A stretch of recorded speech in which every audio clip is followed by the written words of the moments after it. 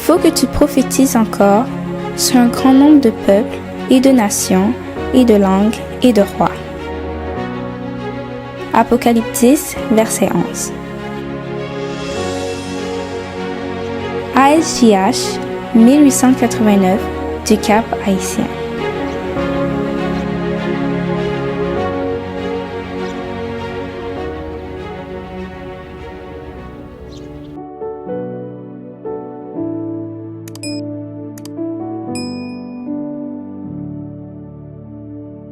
Accueillons notre roi merveilleux. Une citation des témoignages de Sœur Ellen G. White. Zacharie 9, verset 9. Sois transportée d'allégresse, fille de Sion, pour des cris de joie, fille de Jérusalem. Voici, ton roi vient à toi. Il est juste et victorieux. Il est humble et monté sur un âne, le petit d'une ânesse. C'est ainsi que le prophète Zacharie avait annoncé la venue du roi d'Israël, 5 siècles avant la naissance du Christ. Par cette entrée royale, le Christ se conformait à une ancienne coutume hébraïque. Dès que Jésus se fut assis sur l'ânon, un immense cri de triomphe déchira les airs. La multitude l'acclamait comme Messie et comme roi. Il ne pouvait faire flotter des étendards royaux devant le cortège triomphal, mais il coupait des branches de palmier, emblème naturel de victoire.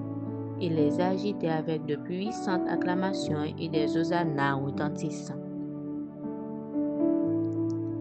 Au cours de sa vie terrestre, Jésus n'avait encore jamais autorisé une démonstration pareille. Il en prévoyait nettement le résultat.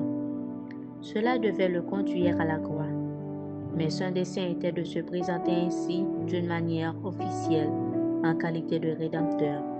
Il voulait attirer l'attention sur le sacrifice dont il couronnerait sa mission auprès du monde déchu.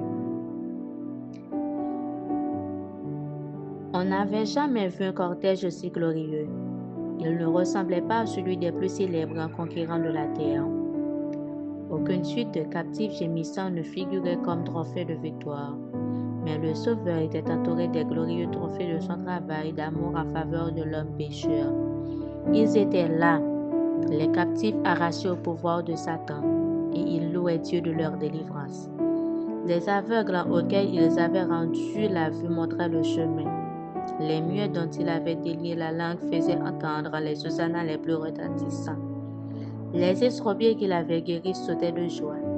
Lazare, dont le corps avait senti la corruption dans le sépulcre et qui, maintenant, était en possession d'une pleine vigueur, conduisait l'animal sur lequel le Sauveur était assis.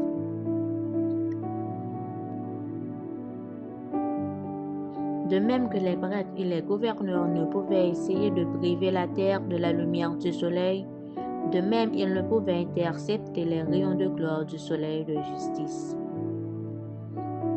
Malgré toutes les oppositions, le royaume de gloire était proclamé par le peuple.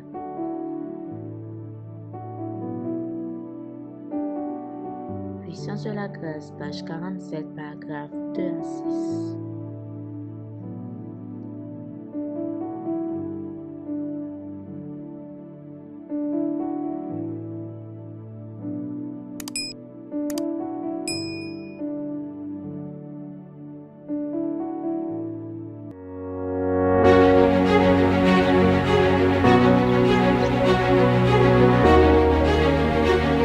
Il faut que tu prophétises encore sur un grand nombre de peuples et de nations et de langues et de rois.